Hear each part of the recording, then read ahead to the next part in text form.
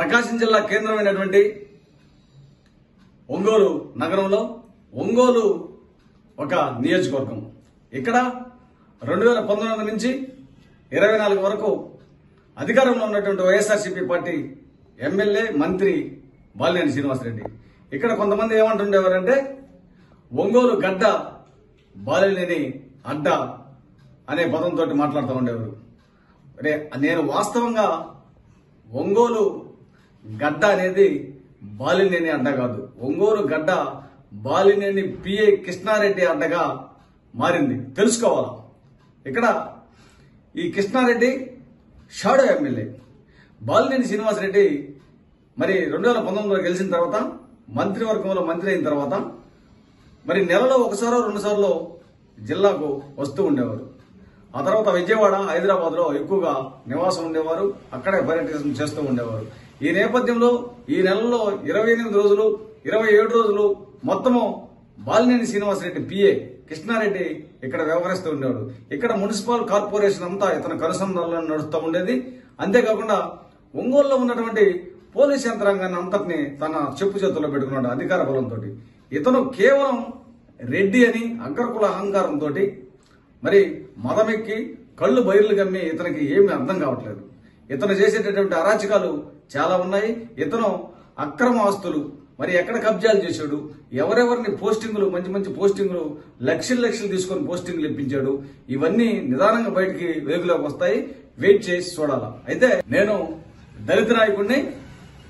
మరి మా దళితులము పుట్టినరోజు వేడుకలు కానీ, ఇళ్లలో చిన్న చిన్న ఫంక్షన్లు కానీ, మరి అంతేకాకుండా అంబేద్కర్ గారి వర్ధంతి కానీ, జయంతి కానీ, ఏదైనా మా జాతిలో ఒకరికి అన్యాయం జరిగినప్పుడు మరి 10 మందినో 20 మందినో రోడ్డు మీద తీసుకొని నిరసనలు తెలియజేయడం కానీ, ధర్నా చేయడం కానీ, లేదా ఫ్లెక్సీలు వేయించుకోవడం కానీ ఇవన్నీ చేస్తూ ఉంటాం.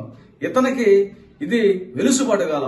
వీడు దళితుడు, వీడు మాలోడు, వీడు మాదిగోడు, వీడు వెనక 10 మంది ఏంది, 20 మంది ఏంది, వీడి మెయింటెనెన్స్ ఏంది, వీడు ఎక్కడి నుంచి ఈ వ్యవహారం చేయగలుగుతున్నాడు అంటే మేము దళితుడివి, మాలవాడివి, మాదిగవాడు అని చెప్పి చులకన భావంతో వీరికి నొసక్క జీర్ణించుకోలేక మరి కక్షగా పెట్టుకున్నాను నా మీద. పెట్టుకొని మరి మీరందరూ చూడొచ్చు, గతంలో డిసెంబర్ 1వ తేదీన నేను అంబేద్కర్ భవన్లో రాత్రి 10 గంటల సమయంలో నా బర్త్డే వేడుకలు జరుగుతూ ఉంటే ఇక్కడికి ఒంగోలు నలుమూలలో ఉన్నటువంటి యువకులు సుమారు 100-150 మంది యువకులు వచ్చి నన్ను మీరు వీడియోలో చూడొచ్చు, నన్ను ఊరేగింపుగా తీసుకుని వెళ్తుంటే ఈ సమయంలో పార్టీలకు అతీతంగా ఇక్కడ కొంతమంది నా శ్రేయోభిలాషులు వచ్చి నన్ను కృతజ్ఞతలు తెలియజేసి వెళ్లడం జరిగింది. ఆ సమయంలో వచ్చినటువంటి కృష్ణారెడ్డి చూసి ఈ వసంతరావు మరి బర్త్డే వేడుకలను భగ్నం చేయాలా, వీటిని చేయనీయకుండా చేయాలని చెప్పి 3 సీఏలను పంపడం జరిగింది.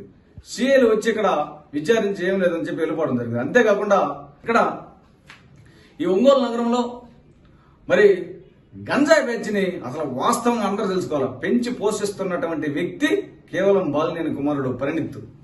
ఇతను ఈ గంజాయి పెంచిని కూడా మళ్ళా కృష్ణారెడ్డి నా పైకి మరి ఉసుగొల్పడం జరిగింది. అయితే నేనేమడుగుతానంటే ఈ కృష్ణారెడ్డికి ఒకడు బూడిద గుమ్మడికాయ మొక్కముడు ఒకడు ఆజ్యం వస్తున్నాడు. ఈ బూడిద గుమ్మడికాయ మొక్కముడు గాని, కృష్ణారెడ్డి గాని, ఈ పోలీసులను గాని, ఆ తర్వాత గంజాయి పెంచిని గాని పంపి నన్నేం చంపీరుగా ఏదో అక్రమ కేసులు పైన బనాయిస్తారు. మీరు కేవలం నా వెంట్రుకు కూడా బిక్కోలేరు. అయితే ఈ వీడియోలన్నీ చూసి కృష్ణారెడ్డి నా మీద పరువు నష్టం దావా వేయచ్చు. ఓకే, మేము నిన్నగాక మొన్న ఎస్పీ స్పందనలో మా కుర్రోళ్ళు నీ మీద అట్రాసిటీ ఫిర్యాదు కూడా ఇవ్వడం జరిగింది. ఈ రోజు రేపో ఎఫ్ఐఆర్ కూడా అయింది. నువ్వు ఎక్కడ దాక్కున్నా నిన్నెవరూ రక్షించలేరు. మరి మొన్న జనార్దన్ గారు ప్రస్తుతం ఎమ్మెల్యే అనడం జరిగింది ఈ గంజాయి మొక్కల గురించి. రేపనే రోజు ఈ ఒంగోలులో అబ్బా కొడుకు ఎవరు ఉండరు. మరి మీరు చాలా జాగ్రత్తగా ప్రవర్తించుకోవాలి. వాళ్ళు ఊపందుకొని ఈ రోజు గంజాయి పెంచి మా మీదకి, ఆ తర్వాత మా పార్టీ నాయకుల మీదకి వస్తున్నారని చెప్పి నైస్ గా మాట్లాడటం జరిగింది. ఇది కూడా మీరు వినొచ్చు. అయితే ప్రస్తుతం ఏపీఎన్జిఓఎస్ జిల్లా ప్రధాన కార్యదర్శిగా ఈ కృష్ణారెడ్డి ఉంటున్నాడు. వాస్తవంగా కృష్ణారెడ్డి జిల్లా అధ్యక్షుడిగా ఎందుకు ఉండలేదంటే వాసు పిఏగా ఉంటున్నాడు కాబట్టి జిల్లా అధ్యక్షుడిగా ఉండలా. జిల్లా అధ్యక్షుడిగా చరతబాబును ఒక అతను పెట్టాడు, నామకే వాస్తు. మొత్తం కథ కర్మ క్రియ అంతా కృష్ణారెడ్డి నడుపుతాడు. అంతేకాకుండా ఈ ఎన్జిఓఎస్ రాష్ట్ర నాయకత్వాన్ని కూడా మలుపు తిప్పుతాడు.